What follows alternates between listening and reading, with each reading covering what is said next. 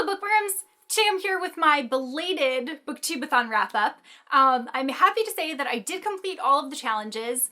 I needed one extra day in order to complete my last book because like a whole bunch of family stuff came up during the weekend, so I didn't have as much time for reading as I had wanted to, but it was worth it, and I'm really glad that I was able to finish it the day after. And I think that reading 6 3/4 books during 7 days is pretty darn good, so I'm very pleased with what I had read during the challenge. So I'm just gonna wrap up everything that I read here, and then you won't see these books in my wrap up at the end of the month for August. That'll be separate because hopefully I'll be able to read a bunch before that happens. So anyway, the first book that I read was Perfect by Sarah Shepard, and this is the third book in the Pretty Little Liars series, and I used this for the challenge of a book that you really want to read. I read this in like a day because it's really, really fast paced, and as I've said plenty of times, I'm still just like astounded at how terrible the characters are in here compared to how they are on the show. Like, not that they're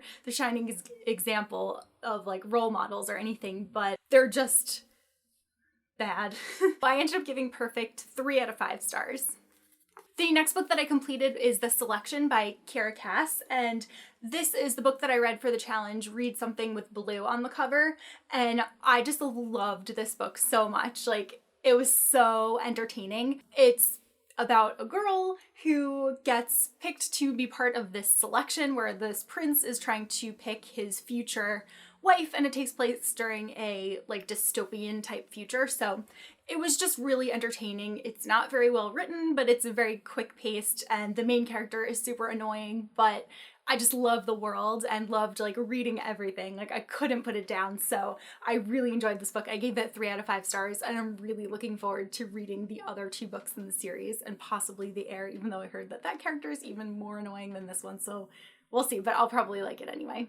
The next book that I read is Through the Woods by Emily Carroll, and I read this for the book that you should read without letting it go. It's really quick. It's like a few short stories that are, I think they're based on a webcomic that Emily Carroll does, and it was just really, really beautiful, like really well done. I loved the whole color scheme within the book. There was a lot of red and white and blue, and it was just really good. It was really, really creepy. A lot of the stories end kind of abruptly, but I gave it 3 out of 5 stars. I would love to read more of things that she's done because I thought that this was really, really good for a graphic novel. The next book that I read is Sword Art Online #2, Ironclad, which is by Reki Kawahara. And this is the second book in the Sword Art Online series of light novels. I really, really enjoyed this one. It was not what I was expecting. The first Sword Art Online is the complete story of everything that happens while they're stuck in this game.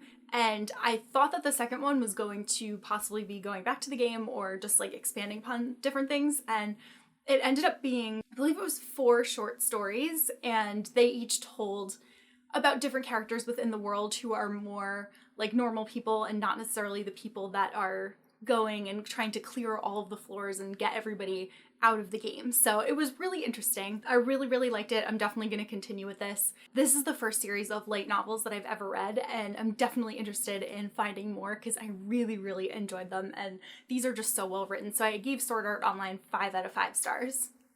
The next book that I read is Where She Went by Gail Forman, and this is the second book in the If I Stay duology. I did like this book, but I was shocked at the perspective change. I wasn't expecting the story to be told from Adam's point of view.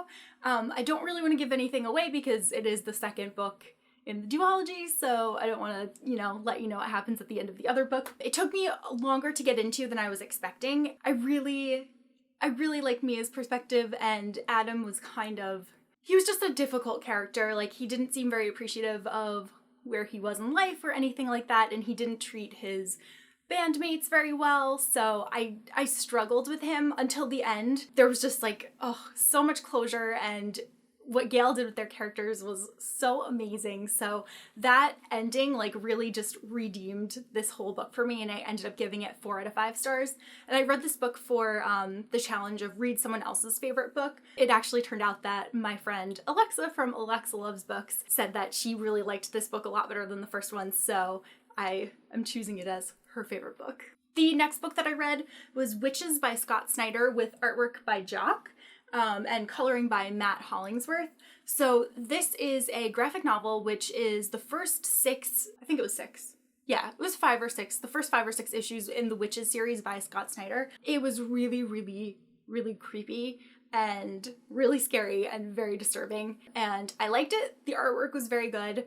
It was a little bit confusing at times, but definitely a solid story, and I understand why it got picked up to be a film before the first issue even was released. So I gave this first volume 3 out of 5 stars. And I read Witches for the challenge of the most recent book that you acquired.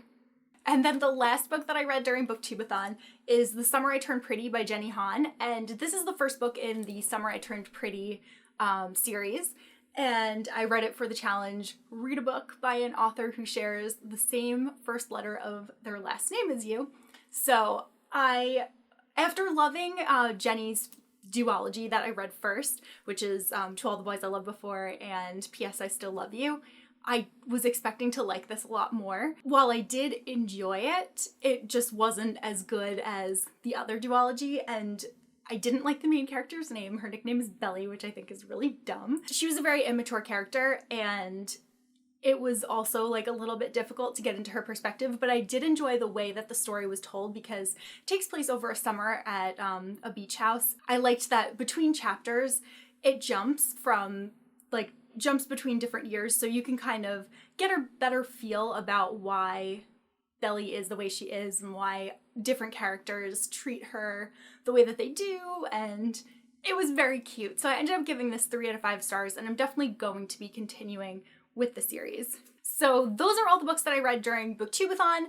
I did do some more in-depth reviews of them, and I will have links to those down below that were posted on my blog, so you can visit those if you want to read my full reviews. And then that's pretty much all for right now, so I'll see you guys soon with a new video. Bye!